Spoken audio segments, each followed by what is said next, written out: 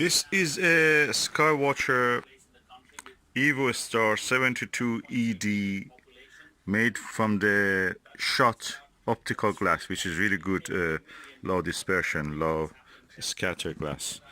It has a lens which is apochromatic, or you may call it semi-apochromatic, but it's practically colorless, it should be, which has 72 millimeter diameter, and the focal length is 420, so practically it's around f6 f number, and it's fully multi-coated.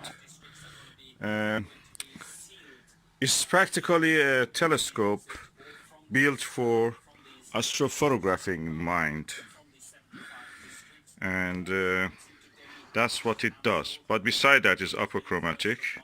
You can use it visually. I have looked at the Orion Nebula and Orion Belt with this amazing, superb view. Never seen anything like that. Beautiful telescope. The mount that I have for it is a Celestron mount, but I'm not using it because for Celestron mount to be used with this, I have to take it out on the field and mount on tripod. And I don't have access of or the luxury of that. I just use from Windows. So I'm just using this Skywatcher Virtuoso, Skywatcher Heritage 100 P Dobsonian mount for it, which is versatile. There are limitations with this also. It is very superb, but there are limitations. With this eyepiece, I cannot focus on the short distance. I mean, just around 10 meters ahead of me, where the hedge is there. So you cannot use many eyepieces with this if you want to do something like what I do, looking at the short distance, or for this video I'm using that. But with the Skywatcher Nirvana 16 millimeter ultra wide angle 82 degrees fully multi-coated eyepiece, I can clearly bring everything to focus. I'll show you.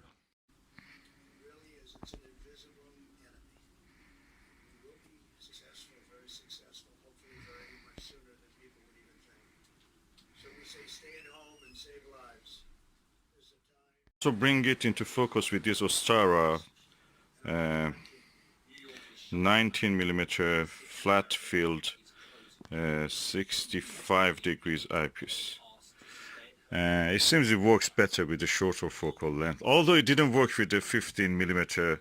I mean, I could not bring it to focus in this short distance with the 15 millimeter TeleVue Plus.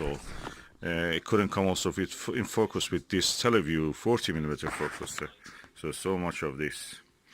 But the Nirvana beautifully brings to focus with very wide angle of view. You have seen it. I will show you probably later also in a separate video.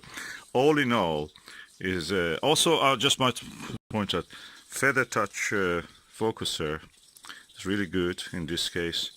I have a 2-inch focuser also for this, which I can use. I may use. And yeah, it really gives good result with the tall Plusle.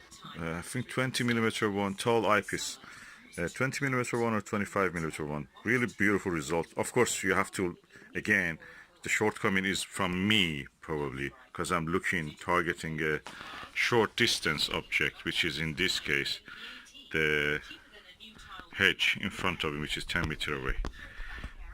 So beautiful telescope, compact. Limitations, if in the case, for example, focus travel can be limited in this. Is focus travel. Let me show you how much it goes. So I'm now starting from here, and I go to the maximum of focus travel. That's the focus that he can reach.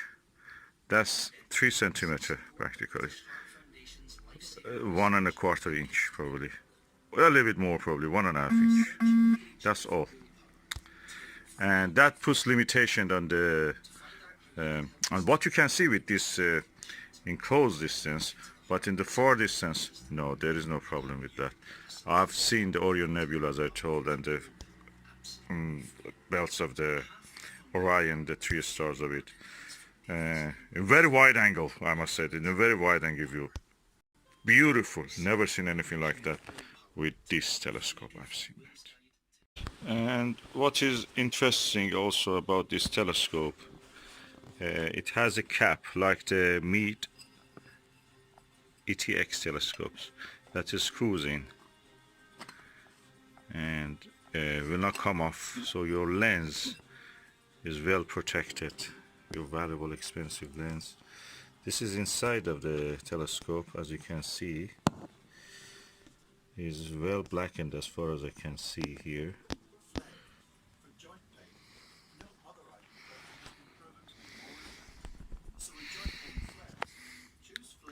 And now I've installed a Hyperion eyepiece, Butter Hyperion 21mm, which can come on focus at the range of 12 meter and beyond, not closer. And so practically it means that for bird watching that is good, for astronomy that is good also.